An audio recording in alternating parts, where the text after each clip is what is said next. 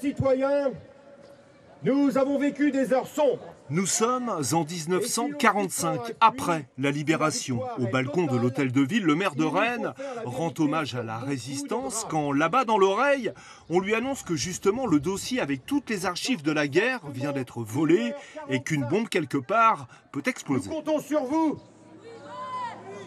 Allez-y, sauvez notre ville. Merci à tous. Merci.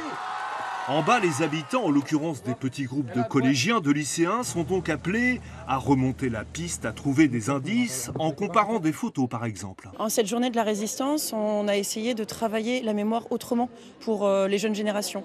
Il y a effectivement le travail de mémoire qui passe par les cérémonies, mais c'est la deuxième année qu'on organise un escape game théâtralisé pour avoir un côté ludique, sensationnel, un côté énigme, pour découvrir l'histoire des conflits contemporains, l'histoire locale de Rennes, tout en s'amusant. Je me présente. Je suis Geneviève de Gaulle. Sur le chemin, des comédiens incarnent les figures de la résistance rennaise. Ici donc Geneviève de Gaulle, rescapée de Ravensbrück, leur fait dénicher un trésor.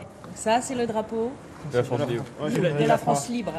Un petit peu plus loin, Magda Hollander, elle aussi survivante des camps de la mort. Quand je suis arrivée là-bas, j'étais avec ma maman et ma petite sœur. Et tout de suite, elles ont été tuées. À chaque étape, au-delà de la recherche d'indices, un cours d'histoire.